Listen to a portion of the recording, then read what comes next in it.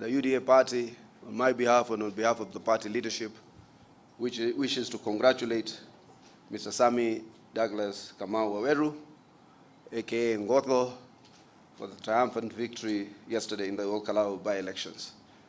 But in the same regard also, congratulate our candidate, Samuel Mushinya Nyaga, for a brave and courageous battle that he fought and endured despite all odds to carry the UDA flag high and mighty and demonstrate that he can also put up a viable fight in an area that was fairly hostile to the party's ticket that he was carrying.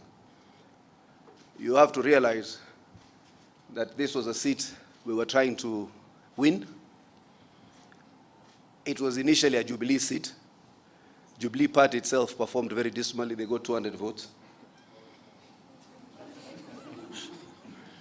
Showing that UDA is competitive. And unlike other parties that map out this nation based on its tribal dynamics,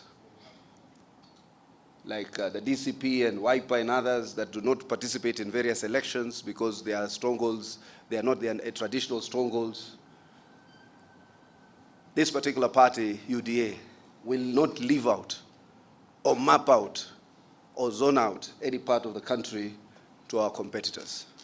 We will participate everywhere. And just let it be known to all and sundry, the president is not giving up, the party is not giving up on whether be it Mount Kenya, West or East, or any part of this country, and we shall continue this